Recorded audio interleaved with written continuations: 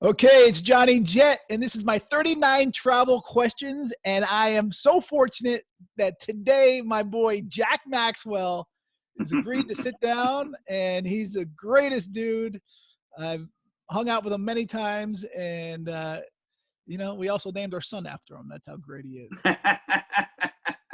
Oh, that's not true, but thanks for everything else you said. It's true. So Jack, as you probably guys know, that he had a popular travel show on the Travel Channel until Travel Channel decided to do like ghost stories, but his is Booze Traveler. And he's also a real actor. I mean, a big time actor. He That's even not hosted true. the LA Press Club where they honored Carol Burnett last year. I mean, this guy is the real deal. And he's also just the nicest guy. And he's a big time traveler. That's why he's here. And actually, Jack, we're going to do 39 questions. It can be as fast or as slow as you want, but some of them might be rapid fire. But tell us. Sure. I'm ready. Thanks for having me. Tell us a little bit about you. Like, where were we seeing you besides where I just mentioned? Well, before I started hosting, I had I guess a fledgling acting career. Like so many people, it's like the iceberg in Hollywood. Few of us are well known, and most of us, and I'm in that category, just go from job to job, try to get co-star or guest star parts on television shows in order to feed ourselves and keep a roof over our heads. And so I did that. So I was lucky to do some really fun and popular shows. My first guest star, which is where you say more than just a few words, basically, just in a nutshell, was Beverly Hills 90210, the original one. And really? Everybody was so nice. Oh, it was just such a wonderful experience being around those kids at the time. And this is back in the 90s. Yeah. That was my first guest star. Which episode do you remember? Yeah, it was called Budget Cuts. Jason Priestley and Jenny Garth are about to get married, and they don't, and that's where I come in, causing trouble. Right. My wife has seen everyone. I'm sure I've seen a few of them, but I'm gonna look it up. And then some other fun shows like House and Power Rangers, some soaps, All My Children. What else? I don't want to just list all my credits. General Hospital, one called Sunset Beach, Passions. I forget what else. It feels like I'm on the clock already. So do any of these require traveling besides Booze Traveler? Without a Trace, 24, Lost, things like that. Wow. I was so fortunate, and I know I talk about this when people ask me, but it was so wonderful an experience. I got to be on stage with Al Pacino to do a play with him and watch his process. That was called Salome. Jessica Chastain was also a part of that. Diane Wiest, Kevin Anderson, Xander Berkeley did one of them. So it's been wonderful. But hosting keeps coming back around in some way or another. Usually it's just put on my lap, fortunately, and I love doing it. So to do Booze Travel and to see somewhere between 50 and 60 countries and 6 out of the 7 continents. Wow. And to meet all these people and explore cultures and have a couple of good drinks and maybe a couple not so good. That was just wonderful. I just can't say how grateful I am for that whole thing.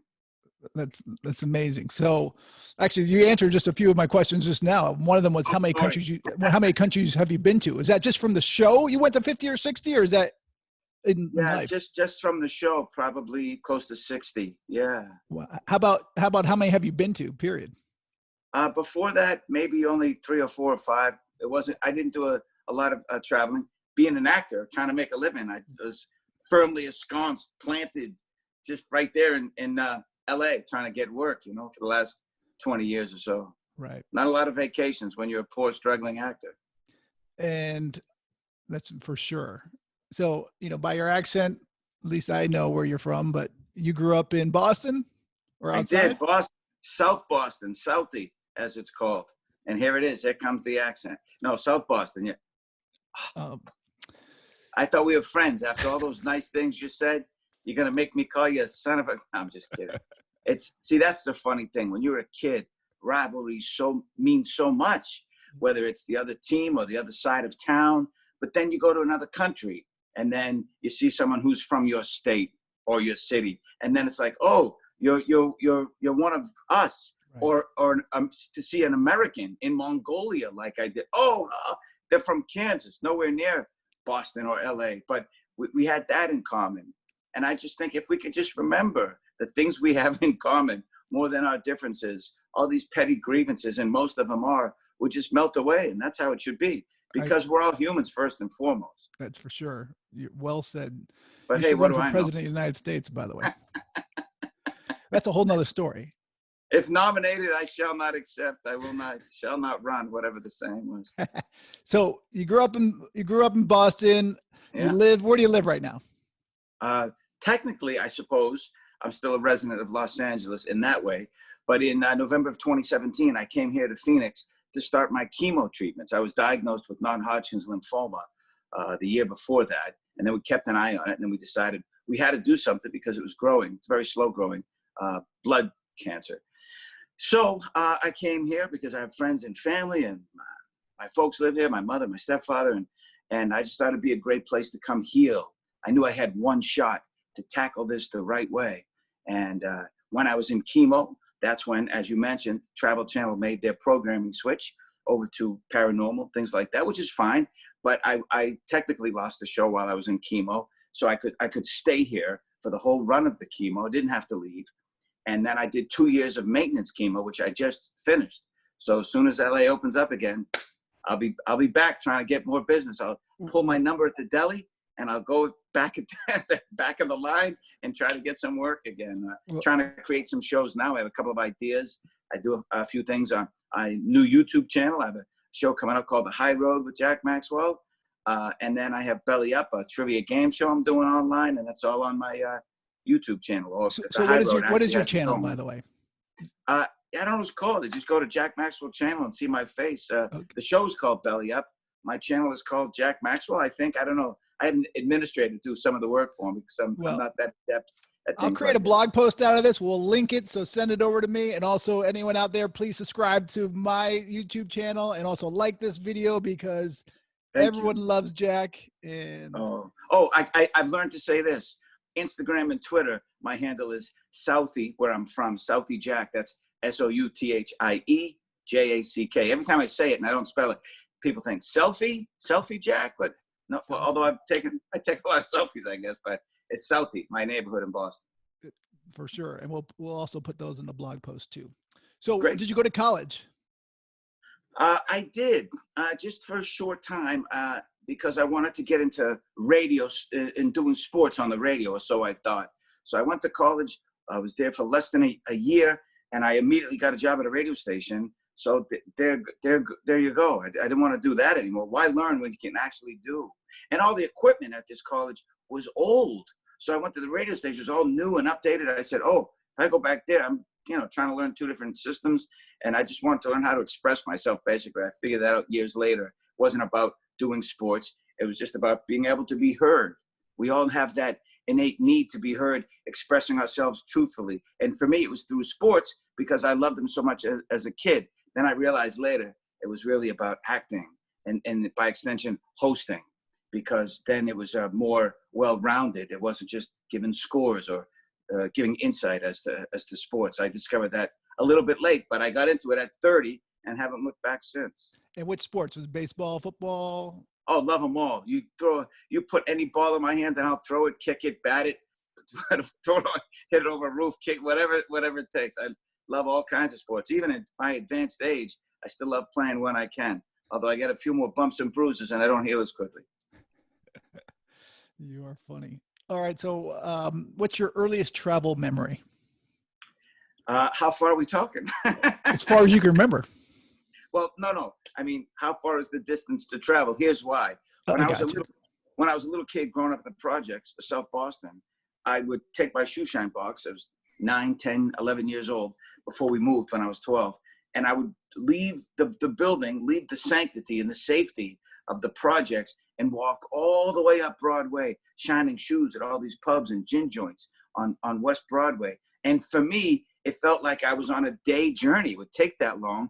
And it was probably only a mile or a mile and a half from the house. And I had to tell my mother I was next door playing with my friends because she didn't want me to do that. But I learned how to make money doing that. But I heard these great stories from people. I'd shine their shoes and they'd talk about real travel, like going to Pennsylvania. Wow, Pennsylvania. Isn't that William Penn and the Quakers? Because I was learning in school. But I'd go to Western Massachusetts and it felt like I was going to go off the end of the earth. I felt like Christopher Columbus, right? So as far as real travel, getting on a plane, I was 11, I think. And I came out, oddly enough, to Arizona. I was in the Desert Judo National Championships. And I did it twice, 11 and 12. And it was because of that. One of the reasons my mother moved here in 1975, because she moved us here, my sister and I, and her, because she wanted to get out of the project. She wanted me to grow up strong and healthy and safe. And so I had been here and she had been there a year or two before with her company, travel agency. So that's how we picked Arizona, although she did all the pick. I didn't want to leave Boston, but we did. Wow. I had no idea. And I'll know not to mess with you either. I didn't know you. Oh no, that was a long time ago. I'm a cream puff. I'm a softie now, Johnny. But as a kid, it kept me good in the streets because there was a lot of trouble in the projects, as you know. You have any idea how many miles you've flown in your life? I don't. I was thinking of that once because I added up all the miles I had. And but that's not all, because as you know, you've done this way longer than I have, and so much more extensively. But you might be on a little plane in another part of the world. They don't keep track of the miles, or they're not associated with one of the big three programs, right? So I don't know. It's a bunch. Well, what's a good guess? If you say 60 countries, 6 continents, over 4 years plus other stuff, I don't know, 500,000? I don't know. Probably. Guess? Yeah, all depends on how much you were flying, but yeah, it could be. A lot. Yeah. 70. I did 76 episodes in total of either Booze Traveler or Booze Traveler Best Bars or The Trip, which is on Travel Channel as well. And we went far, all over the world for that too. So. Can you still see those episodes, by the way? Are they online or are they on demand? I don't know where they are. I know that you could probably Google them.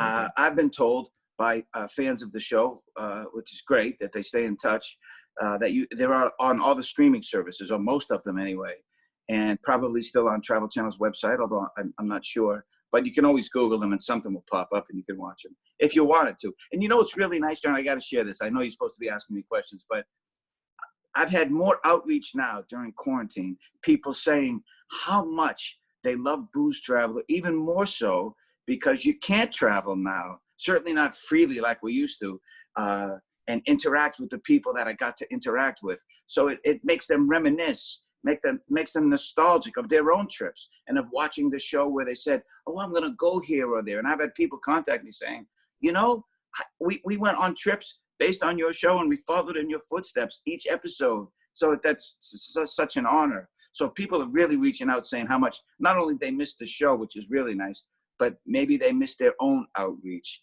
in being able to travel so freely and meet different people and explore different cultures. For sure. And actually, one of my buddies posted the other day on Facebook, what's your favorite travel show? And I meant to tag you because so many people put Booze Traveler, and a few girls were like, and he's so hot, the host. And I was like, man, Jack is the man. Thank you for that. At my age, I'm lucky I have, I'm still healthy after chemo and all of that. I'm happy that I can still be on your show, presentable enough to be on your show. You're on everyone's mind, and I won't be surprised next year you're on the cover of People magazine as sexiest man alive with all these comments that I've been seeing. Sure. Okay. When are you buying People magazine? You're gonna have to run it. Either you or my mother before I get that. And even then it'll be a close vote. All right. You have a favorite American city besides Boston? Oh, that's a tough call because I love like first thing that comes to mind. For me, I wanted to get out of Boston as a kid, and I wanted where it to be warm and the nice beaches, and I loved the Pirates because it was tropical and white sand and blue water. Everything Boston wasn't. The shore is rocky. The weather's not great most of the time. So when I got to go to Key West in America, in the United States, that personified it for me. But as far as other things, I love Phoenix. It's my adopted hometown. I've been here quite a bit. I came here, like I said, 1975 as a little kid. So yeah, Phoenix has so much going for it. It's big and clean and nice, and it's close to LA. And my folks live here, and I basically grew up half my life here. So I guess I'd have to say Phoenix. So if it's the Phoenix Suns playing the Boston Celtics, who are you going Celtics, for? without a question. Without question. Oop. The year I moved here, the next year they were in the finals, very famous series, 1976, and of course, all my friends here or new friends, I probably lost a handful of them because I was rooting hard for the Celtics. And I'd go out on the court and I'd be John Havlicek or Dave Cowens or JoJo White, and just so many people would get so mad at me because the Suns hadn't had any success. At Alvin Adams and Paul Westphal and Dick Van Arsdale, and I was the Celtics, and they would get so mad over something like that. So then I would. But Celtics to this day, yeah, I love the Suns, but Celtics are in my heart always. I got you. Same with the Red Sox, the Patriots, and the Bruins. By the way, well, that's what whoever they're playing, it's always that. All right. Hey, you live. Let me ask that to you. You live in LA. Dodgers or Yankees if they play? But I like the right. Dodgers, but Yankees all the way. Exactly. So you understand. Yeah, I totally understand. How about what's your favorite international city? Oh, wow. To do what in? Because if I had 24 hours, I loved Paris. It felt so exotic, but also familiar for whatever reason. Maybe because I'm a romantic at heart. I don't know. I love all of That's why all the ladies love you. No. Barcelona is a great city, and Gaudi and all that, the wonderful stuff. So, the Familia, all of the wonderful art there and the architecture of Barcelona. For me, being in when I went to Sicily, I have my family that lives there. So Palermo, just to find out all about what Sicilians are all about, which is what I'm about too, right? Because it's in our blood. So that as well. I know a lot of people picked a place that that's touristy or somewhere. I'd like to get away to Tahiti again. Anywhere over there. So there's too many favorites, is what I'm saying. If it's to go have a meal, to have a drink, if I had 24 hours to live. So that's an open-ended question. All right. How about this one? Where are the friendliest people in the world? And don't even say Boston. No, I don't think that would be the answer. And I love Boston. The friendliest people in the world, countrywide or even in the United States. Because it's in the Midwest, I found the people. Well, not in the U.S. Anywhere have you ever been? Well, for me, again, when they found out that I was from Sicily, everywhere I went, they invited me into their homes and they wanted to cook a dinner, or they'd hug me and cry because I looked like half the town. In Chimina, this little town of which my family is from, they swore that they saw my grandfather or my great-grandfather in me. So that was nice, but it was a different kind of warmth. It wasn't just straight out friendly. Canada, just about every city, they're just wonderful people. But Istanbul, it was the very first episode of Blues Traveler. Everyone was just so nice and warm. Turkey, Iceland, Spain, Austria, Peru, Mongolia, Japan, Nepal, Lithuania, Armenia, Netherlands, South Africa, Belize. This is not going to be a short interview, by the way. Those were just some of the countries in the first season. So it's hard for me to rack my brain. Obviously, you didn't feed me these questions ahead of time, which is great. But for me, the one that really tugged at my heartstrings had to be, I'd say, in Sicily then. Palermo or even Chimina. Meant the most to me. I'm half Italian, so I understand the whole Italian thing. So tell me, where are the meanest immigration officers in the world? Okay, I'll answer that in a question. I also want to say in Ireland, people love to laugh. They had such a great sense of humor. I'd have to put Ireland up there as well, and you could pick almost any city. The meanest immigration officers, I'm going to get in trouble. But for me, in the States, when we'd come back, the way some of them treated these people who didn't speak English. Now, I had a crew with me. We had papers saying we were a television show, so they treated us differently in most places. Nobody was super mean to us. A couple of people tried to bribe us. I almost got arrested in Nepal. And it wasn't because Well, I left the airport and tried to go back in, and there was guys with rifles, which I didn't see because I go out the airport, went to a convenience store that was attached to the airport, tried to come back with waters for everybody, and they crossed their rifles and wouldn't let me in. And then their El Jefe came with the beret and the baton under his arm, the riding crop, and I thought they were going to back room me, so they walked me down the sidewalk, and I'm like, oh, I'm going to get my knuckles busted. What did I do wrong? And then he just turned around and looked at me and said, go. And then I went back, and then he let me back in. Wow. So I wouldn't say that's mean, but it was scary. A little scary, I guess. Yeah. All right. How about which country or which place do you have no desire to go to? I don't know if there's a place on earth. I mean, I know it sounds like a pat answer. I don't know. I mean, so many places I haven't gone. Where would I not want to go? I don't know. Maybe the tip of the South Pole. It's just barren and freezing. Other than that, I mean, even pick a hot spot. I mean, I wouldn't want to go to Syria. How about space? With everything that's going on, or North Korea with everything. What's that? Space. Oh, I'd love to go to space. It's a little tight, a little cramped, but just to have that perspective, right, of looking down and seeing the Earth from a distance, I think that'd be great. I wouldn't want to stay there for a year. Don't get me wrong. I'm with you. All right. Do you have a favorite airline? I don't. You know, and it's funny too, because I see people, mostly high-profile celebrities, talk about this airline and that, and a lot of them have had, you know, they've made mistakes like us in our own personal lives. But I've found at times some of them can be very frustrating, and others can be wonderful. Like, for instance, Silk and Thai. Oh, they were so nice and friendly, and they took care of you. I think Virgin has done that. British Airways was good. KLM was really nice. But these are international ones. Right. And because it's most of the time, if you're flying in that class, they're going to be nice to you no matter what. I don't have a least favorite for sure, although I do get frustrated. How about a favorite aircraft type? The bigger, the better. It's just a more comfortable ride. I'm with you. And are you an aisle or window guy? Boy, this is not going to be a sexy answer, but I like the aisle because I have to get up and go to the bathroom a lot, and I don't want to bother people, right? I'm the same way. However, except if it's a red eye, I'd like to take a window. If it's an open flight, I'll take and there's no one next to me that I could potentially bother. I'll take the window, right, because I noticed, as you know, when you sit in the aisle, people come by, they're whacking you with their bags when they're loading, or the cart. One time I had a cart run over my toes. I took my shoes off. I had socks on, and a cart went right over my toes and bruised them up nice. So I'd like the window if I could. I'd take the aisle so I don't have to inconvenience people. Have you ever sat next to any famous celebrities? Right next to?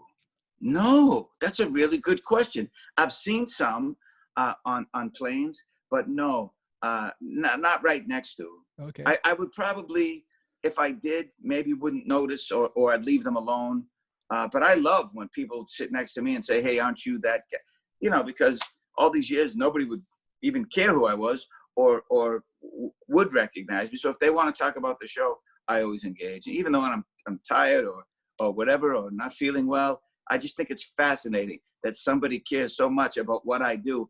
And we've had shared experiences. Maybe they've traveled or they want to travel. So I love meeting people when they recognize me from mostly that show, I guess. But no, I don't think I've sat next. Have you? Anyone? Yeah, I've sat next to many, but yeah, I don't. Yeah, I'm sitting in the wrong section, I guess. I don't know. Well, fortunately, I am loyal to usually one airline, or at the time, and I get status. I get free upgrades. Or I had friends in the old days before 9/11 where they would upgrade me to first class. I'd have the cheapest ticket on the plane. Oh, wow. But that's great. This is not about me. This is about you. So we're going to keep going. How about, do you have a favorite U.S. airport and international airport? Oh, wow. For me, because I've been in LA so long, and you know the secrets to this, I just love Burbank. Bob Hope is what they call it now, because it's such a contrast from LAX.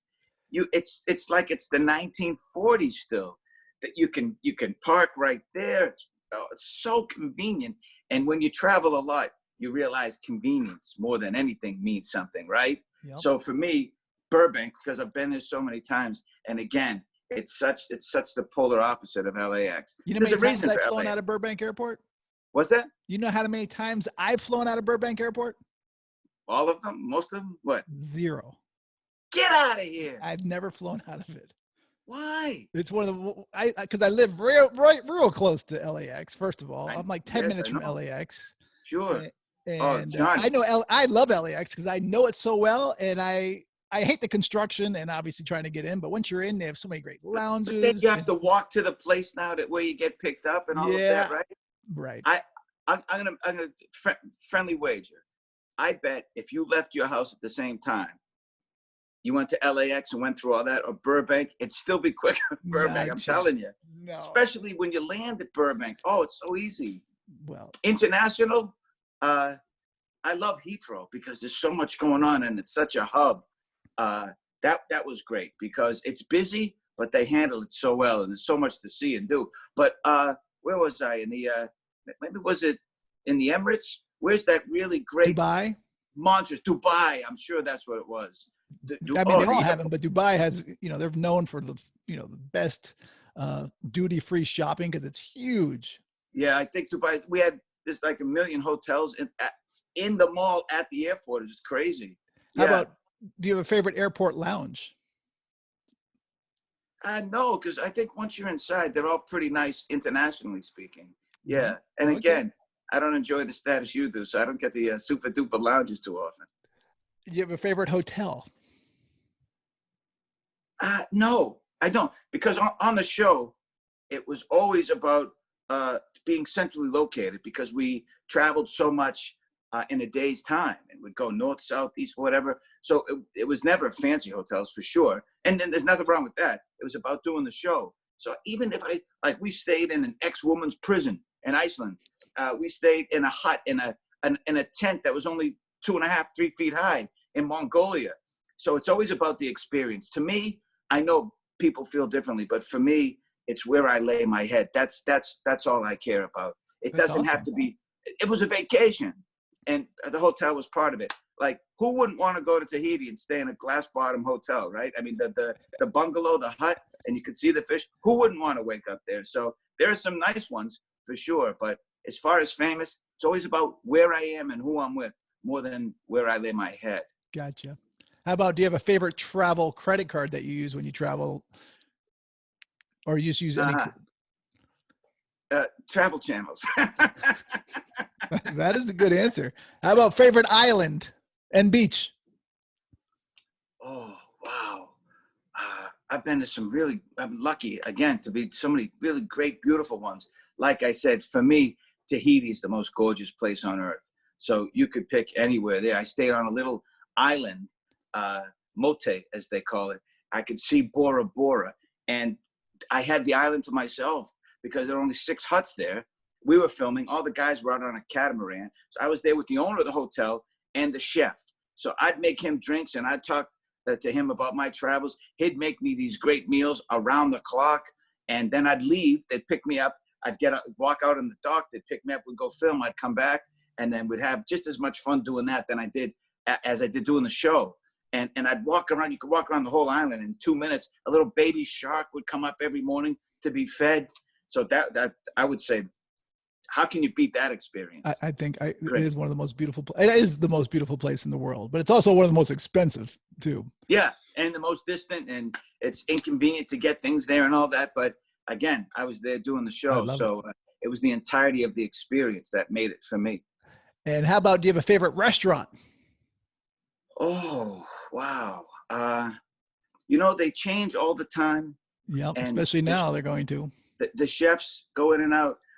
Again, it's who I'm with and the experience I'm having at the time. Because as you know, you could go to a restaurant one night, it's great, and maybe another time, not so much, but maybe with someone who is maybe they're not enjoying the experience as much. Or you have to do something, so much is on your mind.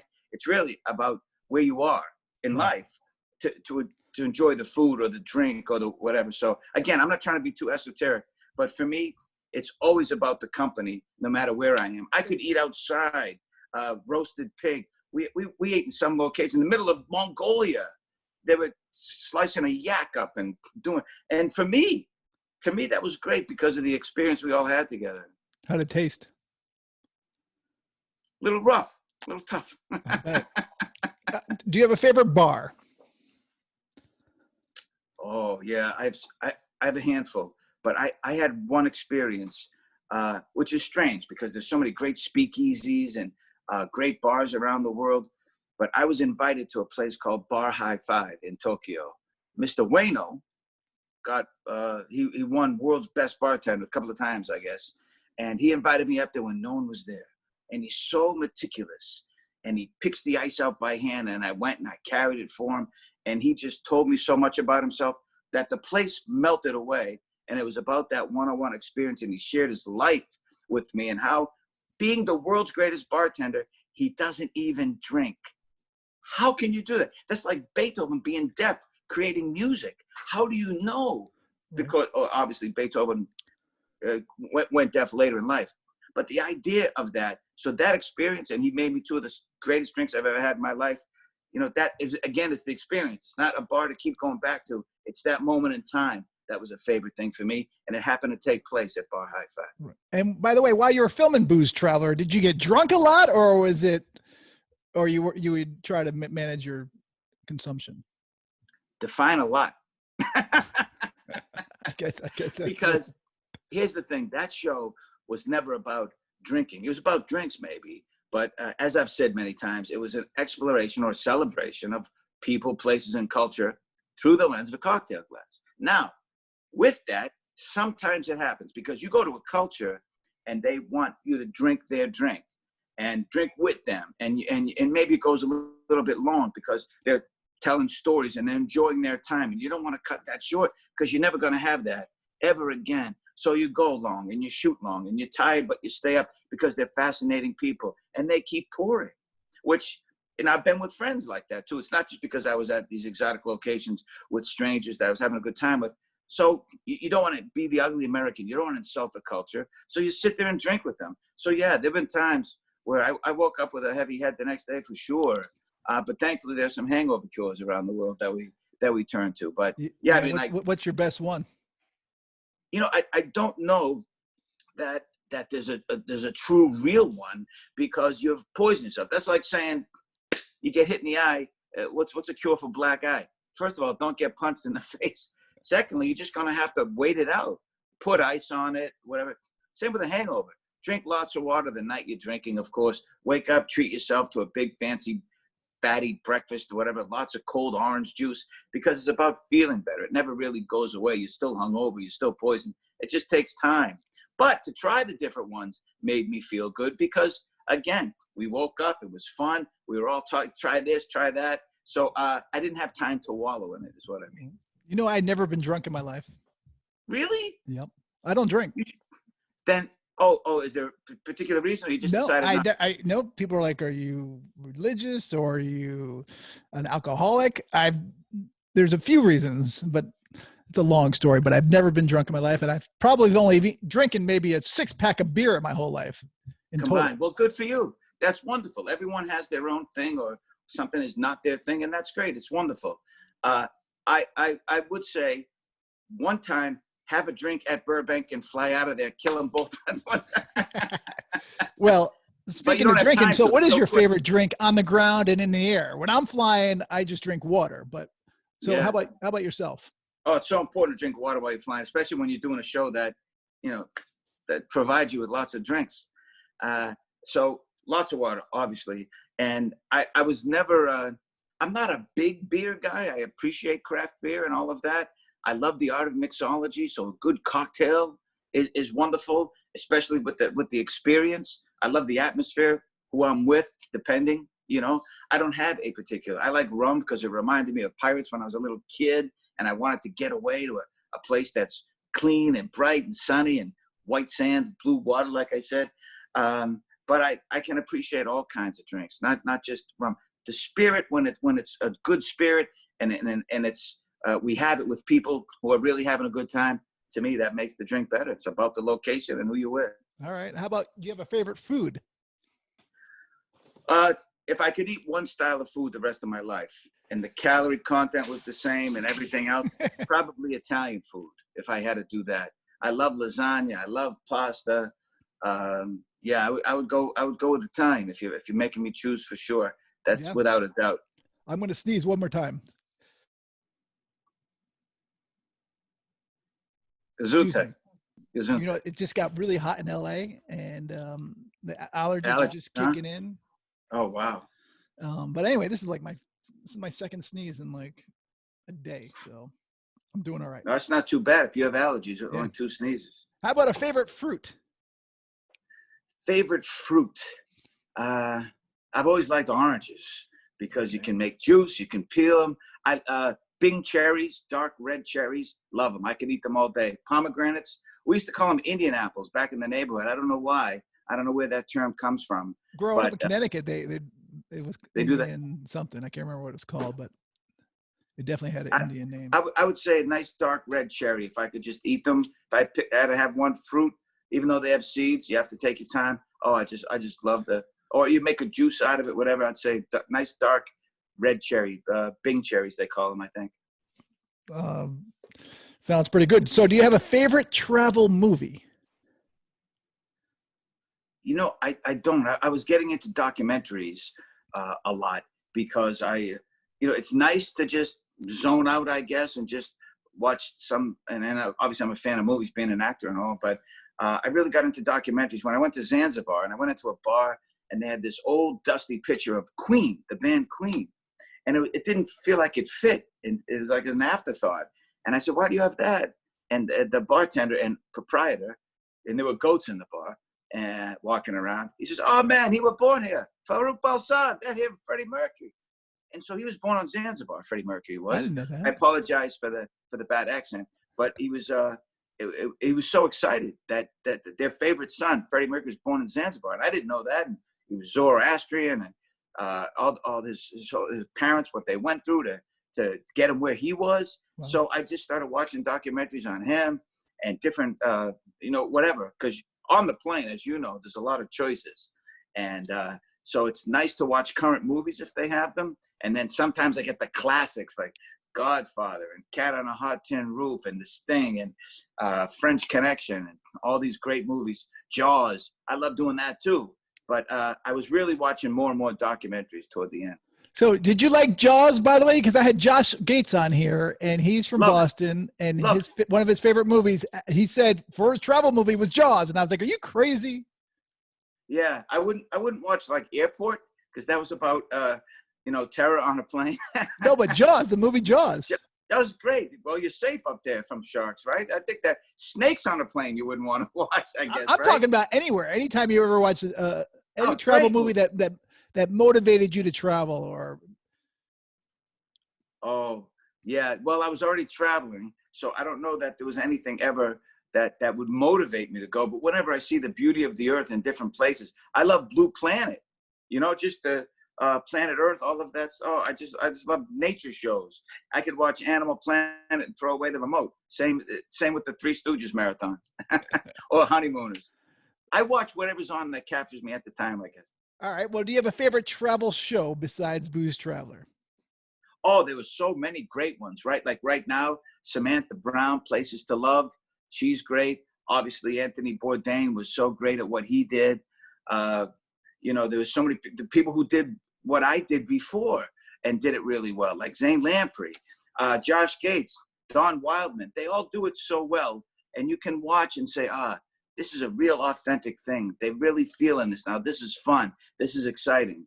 Yeah, I love watching them still. It's not that I won't now because I'm not doing one, because I still love to travel and I still love the joy and experience of that. And that's why I did Booze Traveler the way I did, because just to be there and to not mute that joy, but to really express it. Because for me, I was really feeling that, and I wanted to share that with whoever was watching the show. Gotcha. Did you read a lot growing up, or do you have a favorite travel book? I did not, but. No, I got into books that spoke to me, like Illusions by the author of Jonathan Livingston Seagull, Richard Bach. I read that as a kid.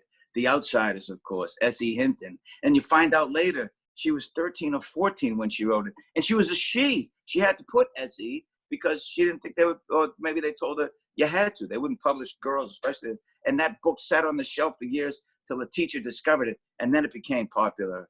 So, and then I like to read, things that are self-help books. People, or not so much self-help, but being self-aware and how to improve your life and make yourself better. I read those things, or short form stories, essays, things like that.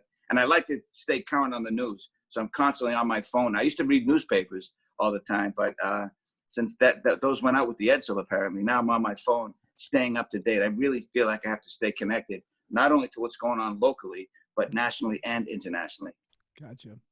We got about 4 questions left. So, what is the one thing you always seem to forget when you travel? Oh, yeah. I love wearing headphones on the plane because it just takes me away, right? Whether it's music or being able to. And when I forget those, I get so mad. I've forgotten a toothbrush a couple of times, a charger a couple of times.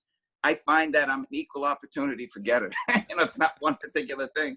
There's always something, though. I always say, oh, no, I forgot something. And then I started playing a game with myself. What did I forget this time? It's always something. What's your worst travel moment?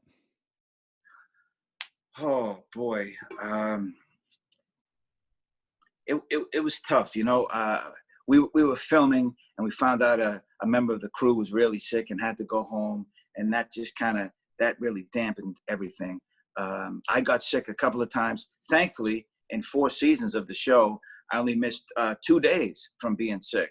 And we've had, crews come and go all the time. The only constant, of course, because only an idiot would do every episode. You get tired. You have to. So the crews would just, and they would end up in the hospital more than me or sick. So I got really lucky. But when someone gets sick or I see pain or suffering somewhere, then it's really tough then. How about your most embarrassing travel moment? Wow, embarrassing. There are times when I don't know if I could pick one. Well, all right. So here's here's one. I was with sumo wrestlers, and how they are. They're the gods of Japan, the highest form of celebrity, whether it's an actor, entertainer, the biggest politician, whatever. They're it.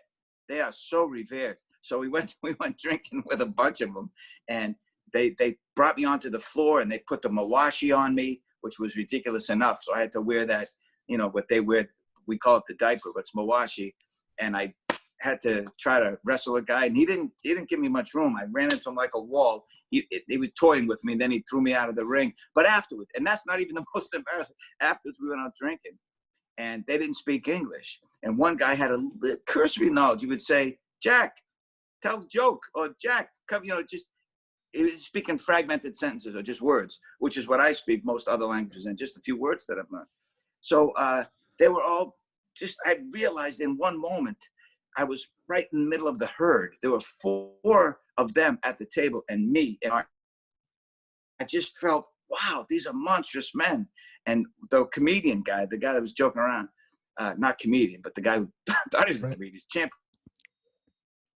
said something, he's making fun of me. I said, look at you. You're like a bunch of bull elephants. And I knew they didn't understand that, right?